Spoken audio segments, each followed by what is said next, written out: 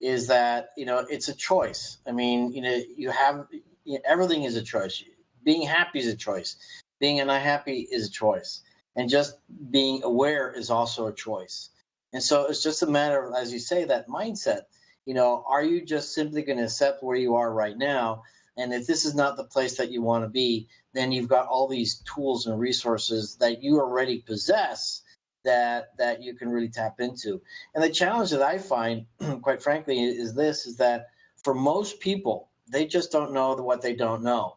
And that's also the purpose of this platform as well, is really to have these conversations, real conversations, like the conversation with you today, and Wendy, if she's going to share anything, you're supposed to talk, by the way, then it's great, because we get to hear, what the real experiences are from other people, rather than just trying to translate, the complex permutations of words in a book or whatever, but really listening to you and discovering, what, I can do that. You've done that. I can do that.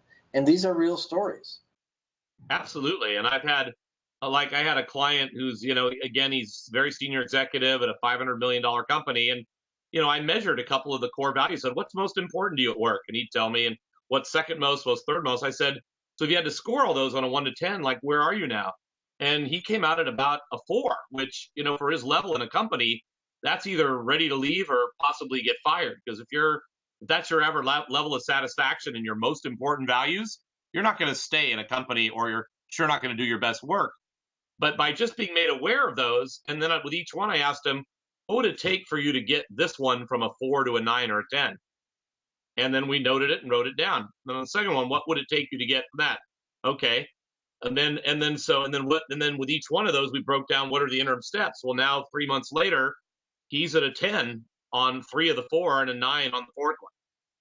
And it's totally turned around how he feels about what he's doing.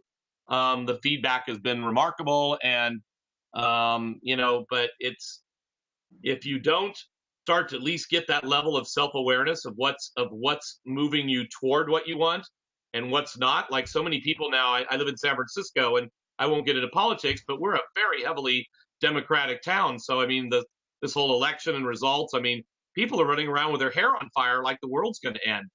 And it's probably not going to end. I could be wrong, but it's just, again, the collective mindset. So if you're spending a bunch of time with peers who are telling you the world's going to end, that's probably not going to be nourishing for you. It's probably going to be draining. Mm-hmm. Or I had another good friend and member of our mastermind that lives in Brazil. And you think things are screwy here. I mean, they fired their first president. The second one's under indictment. The dollar there has lost like 2/3 of its value. So if you had $1,000 in the bank, it's worth 3 or 4 now. I mean, it's just, I mean, it's worth 30% of that. And so the whole collective mindset of a country was negative. So I purposefully restrict my access to the news, because most of it's intentionally negative. Because huge secret, in case you didn't notice, the biggest advertisers are drug companies for depression and anxiety and other health conditions. So, and real scary news gets people's attention. Real rosy, hey, we saved this puppy out of a gutter. They may throw you one of those stories as a bone at the end of the night, but just sit through, if you can hold good space, an hour of the news and just rank every story as either negative or positive. And I guarantee you 98% of it's going to be negative. But it also comes back to the reason it's so negative. It also comes back to, the biology that we have, as you said, we're always watching out for danger. And so that grabs our attention much more quickly than a happy story. And so I totally agree with you on that. But also just to kind of put things in perspective, because it's very easy to lose it, and not so much to make it an argument to make us feel good. But the truth is, a homeless guy who lives under a cardboard a box or roof is far better than perhaps 5 billion people in the rest of the world. Because when you add the numbers up as well, I think it's 2.5 billion people. We're almost at 8 billion, by the way. 2.5 billion people are earning less than $2 a day, and then. And if you take the lower income of a Mexican, for example, 5.5 billion people in this world earn less than that as well. And so, yeah, I mean, your hair may turn to get on fire, but the truth is that, and again, it's your mindset. It's a mindset of possibility. It's a mindset of openness. It's a mindset of making that choice of who you really want to be right now, and quite frankly, what you can offer and contribute to Source. Because if we're always complaining about what's wrong with our life, what else are we not doing? We're not seeing what's right about it. One of my oh, go ahead. Go ahead. My question is, you're talking about in the workplace, you're trying to avoid the people who are very negative. How do you become a more positive influence on them to get their head out of the gutter? Because a lot of times you'll work in a place and everybody's wonderful, but there's always that one person that you do everything to not work with because nothing is ever good in their eyes. How do you help switch that person's thinking so they're not such a horrible person to be around?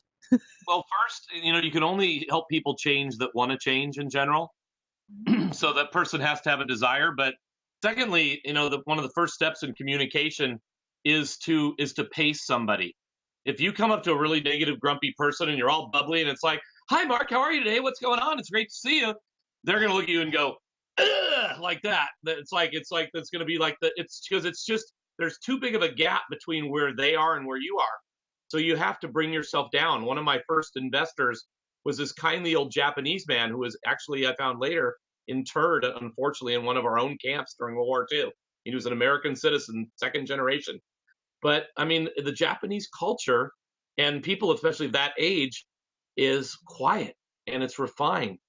And when I first came at him as my energetic self, he's just looking at me like he doesn't get it.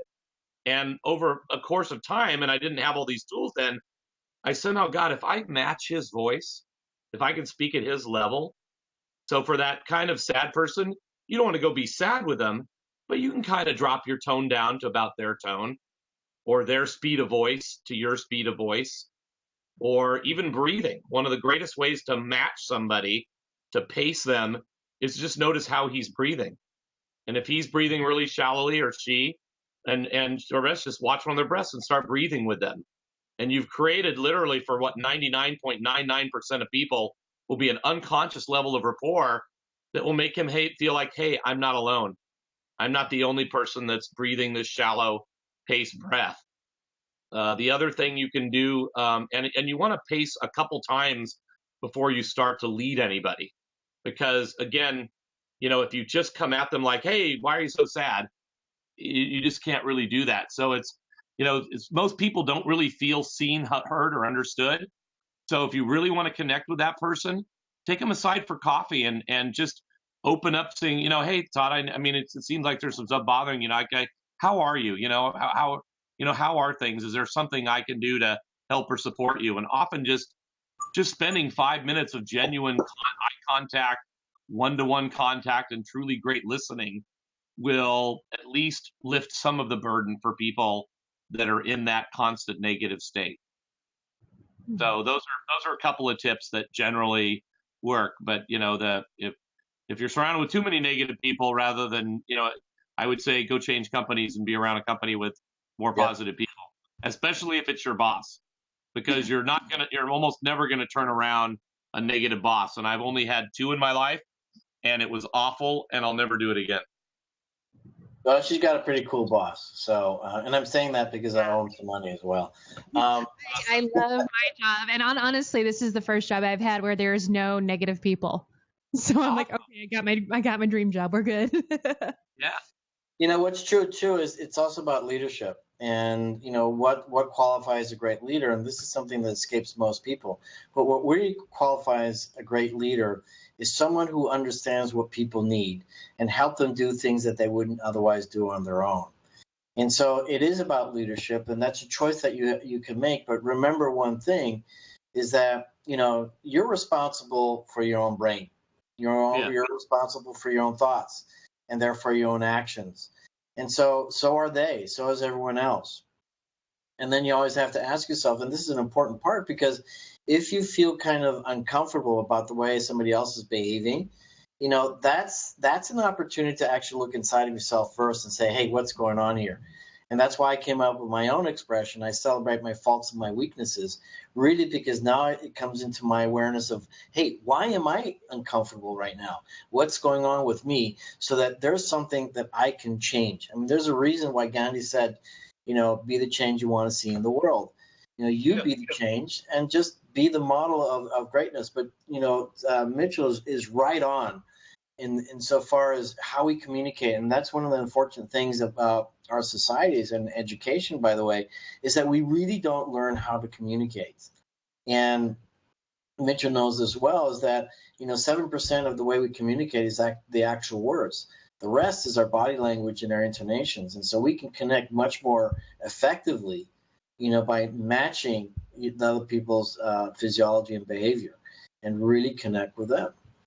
One of the big secrets is people, and this I think first came from either Dale Carnegie or Think and Grow Rich by Napoleon Hill, is like people like people who are like them.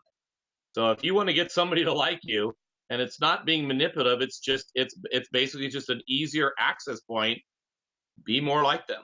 I mean, if somebody's a loud talker, talk more loudly too, because if there's within a certain band, you can be different, but if you're so different, it becomes harder to just even have that level of rapport. So, and when it comes to faults and weaknesses, again, where that self-assessment comes in, and it's like, I mean, I don't know.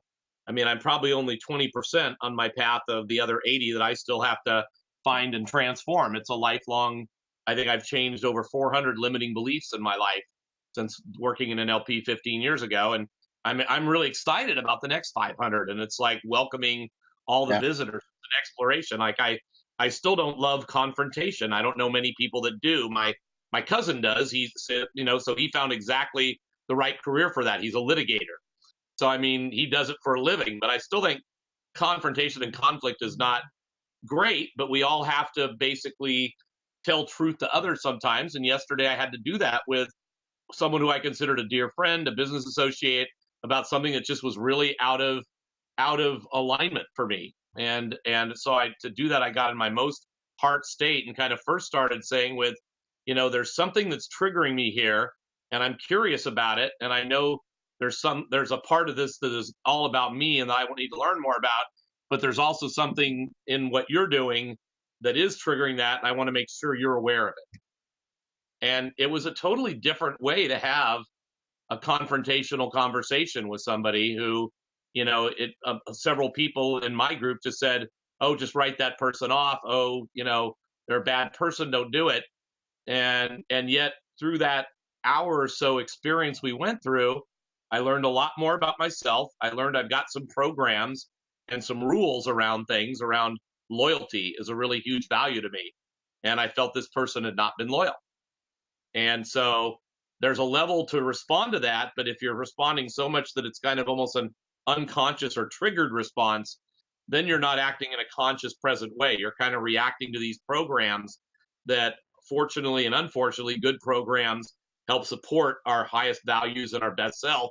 And some of these limiting programs, keep us from being our best self. And like with all of my clients, I typically will have a strategy part of every session, and then we'll have some identification of at least one belief area or one area where you're getting triggered in your life, where let's transform that so that no longer happens. So rather than kind of mentally overcome it in the future, it just doesn't trigger you anymore.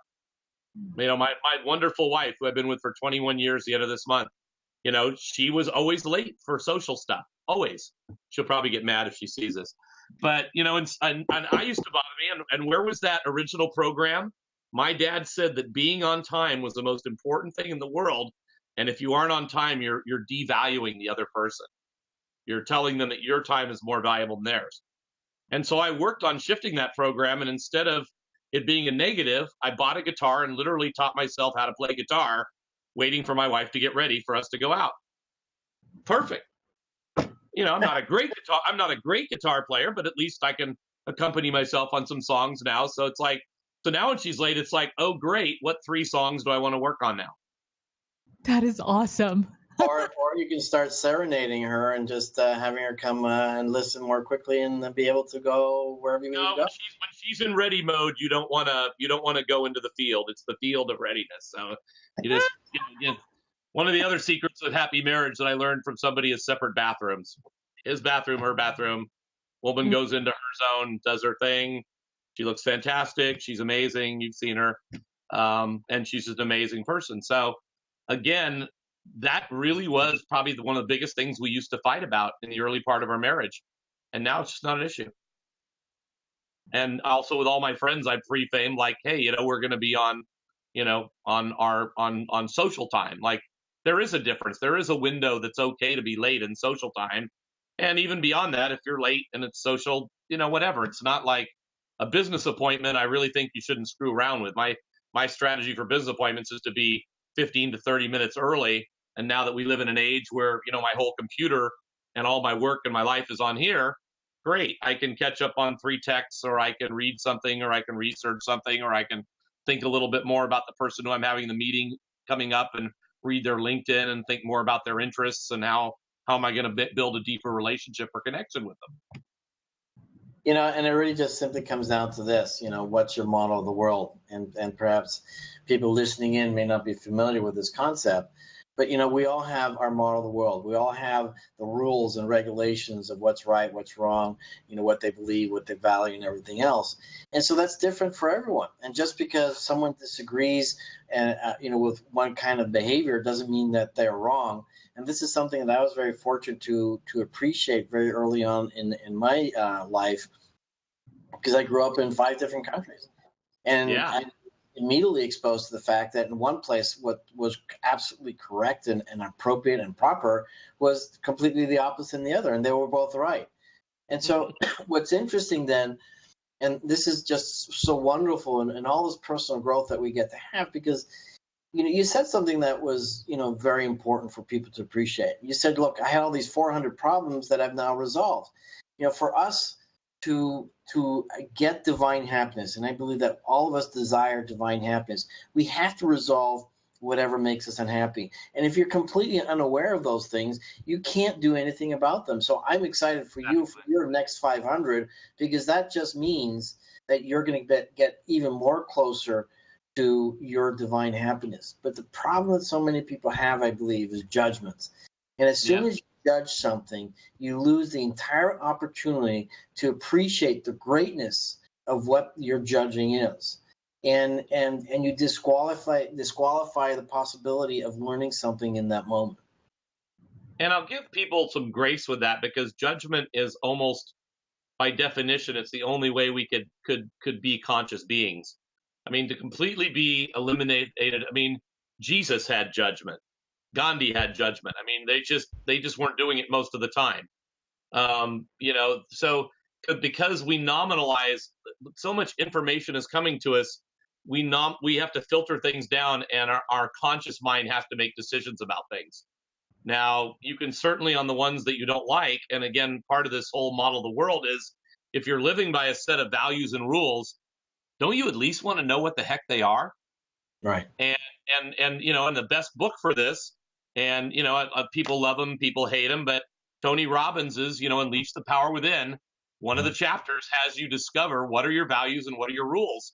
And your values, the things you value the highest, like love, but then your rule is, I feel loved when my wife makes me dinner every night. Well, my wife's not going to make me dinner every night, so I better change that rule, because my wife works and has a full-time career and she has friends and outside stuff, and we also live in the best restaurant city in the world. So everybody should try to figure out is what they value the most, and what are the rules that are allowing them. How easy is it for you to feel or experience? Like, even happy is a really triggering word for a lot of people. It's like this elusive thing that, when I have this much money, and when I have this car, and a wife that's this good looking, or husband, and these 3 kids, and the job of my dreams, then I'll be happy. Like, happiness is like, I prefer one of my other mentors who says, just like string together moments of joy like pearls, because everybody's experienced moments of joy. Not many people, know whether they've ever truly been happy or as a sustained thing. But, right now, every time you and I are together, it's a moment of joy. So, I've just strung another pearl together, and boom, I've got another call right after this with somebody else great. Boom, another moment of joy. I get to reconnect with your lovely, wonderful producer, and she was on that sign. Boom, another moment of joy. I'm just looking out right here and seeing San Francisco Bay and the sailboats out there. It's kind of a windy day, but there's a couple. That's another moment of joy. So if you make it easier to break it down, because I think happiness is kind of a nebulous thing, but and then one of the NLP strategies is to chunk really big things down. How can I experience more moments of joy today than I did yesterday? How can I experience Well, I experience more moments of joy watching CNN from 6 to 8 o'clock tonight, or will I have more moments of joy going for a walk with my dog and then listening to some amazing music and having a great conversation with my wife? Which one of those two options are going to likely deliver me more moments of joy? So I And like that. yeah, and you're spot on with that. And sometimes the words we use is just about semantics and what we mean and our understanding of that. And that's also true as to what allows us to feel joy or not, depending on language and meaning.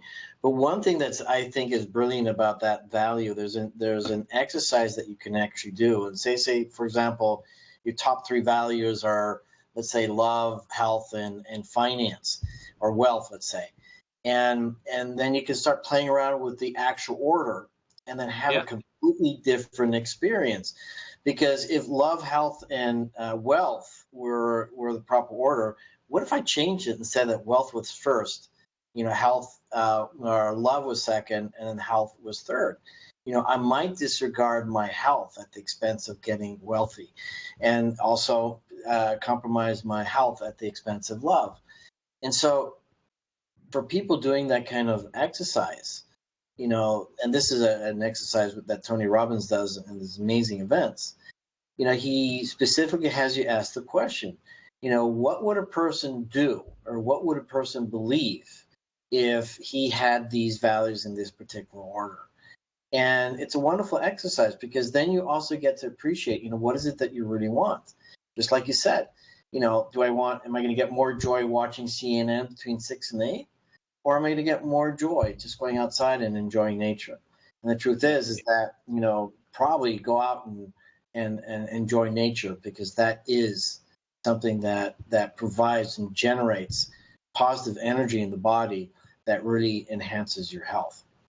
Yeah, and there's lots of evidence to back that up, and it's just it especially if you can find wild nature, and I know that's harder for people in big cities, but nature that really hasn't been disturbed in any way or man created. But even a tree that was planted in a city is better than again sitting on a cement bench.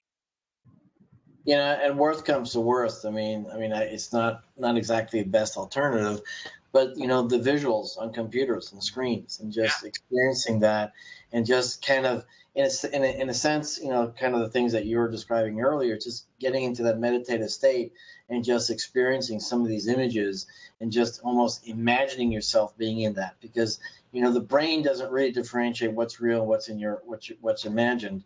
And so, you still can have that. You're missing out a lot of the true energetic impulses that come from, Mother Earth. But, this is the second best. But I do want to challenge you on one thing when it comes to judgment. And again, perhaps it's semantics. I like the word today of opinions. I have opinions of stuff rather than judgments.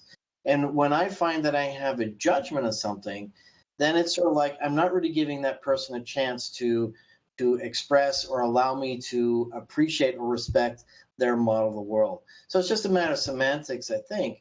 But I think the real challenge is that we are quick to assume something for all those programs and things that you were describing earlier. No, I agree with you on that, and it's and it was only the only reason I even brought it up was just because that is one of those words that's very triggering for people. And I know a lot of people that have tried to chase this idea of being judgment free, and I think it's one of those very elusive things, because so it's just a matter of how you hold space for them. In a lot of ways, what you've just done is again another NLP thing of reframing even a word like judgment to opinion. I have an opinion about somebody. Now, what's that opinion based on? Is it based on a combination of past experience? Is it based on your beliefs? Is it based on other internal programs? Is it based on what you've heard, the noise around of the community around you? Is it based on what you've read on your Facebook feed? Or a combination of all those. So it's all a matter of, again, self-inquiry and being able to self-assess and self-calibrate often just what's going on. And anybody can practice it. One of the easiest practices to check in with yourself is even just to set your, your phone, or if you've got one of those tracker activity watches, to set it every hour, for like an on the hour check-in. Like, how am I doing? How do I feel right now? If I had to rate my overall state of presence, focus, well-being, 10 being, wow, unbelievable. I'm sitting here at Yosemite with my 3 best friends, and it's a perfect day right at sunset, and, everything's just perfect. That's a 10. 1 is, I wish I could hide under my covers in bed. Where are you? And sort of practicing some self-calibration, and then just trying little things that could nudge that number up. And you'd be surprised how fast you can nudge that. The unconscious mind, with most of my clients, once I practice with them a bit, they'll say, well, where are you at your overall state? And they'll be like, well, I'm an 8 right now. I said, okay, I'd like you to just close your eyes, breathe in a little bit, in through the nose, out through the mouth, kind of drop inside yourself, and just kind of ask your unconscious mind, what does it need to do to get you up to a 10? And your unconscious mind is so happy that you're talking to it that it's like, well, I'll be happy to help. And most of my clients, within a minute, without me doing anything, I'm holding space for them. Okay, I'm a 10 now. Let's go. Let's have our session. Yeah, because what's true about that? You can achieve a lot more at level 10 than a level 8, let alone a level 4. Well, and you can not just achieve, but you can hold much more challenging things with a lesser likelihood of it dropping you down into a much lower or much more negativity or more judgment or more other things. So, and great, thanks. So, Bart, your listeners more than I. Are there any other things you think would be really important for them, just as they focus in their careers or lives, that I could share? My most important listener and dear friend is Wendy. So, what do you think, Wendy? Just give us your thoughts, your feedback, or questions that you think people might want to know. Oh my gosh. You're putting me on the spot there. I love it. As an individual, let's say you are, you need to motivate yourself better. How do you do that as a person? Just like, I am so not in a good mood. How do you talk yourself into just being a more positive and a 10 instead of an 8? Well, the easiest way to do that for most people is just to think of a time. Imagine a time. I love that term.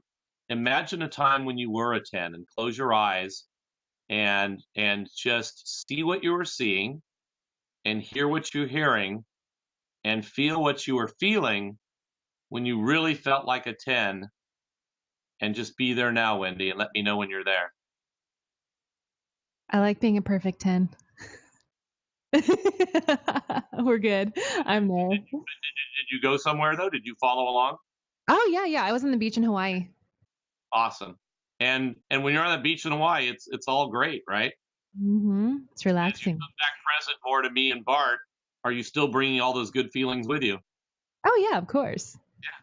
Well, of course, because you've been around this more. For most people, that's almost, when I first learned this 15 years ago, it was like magic to me.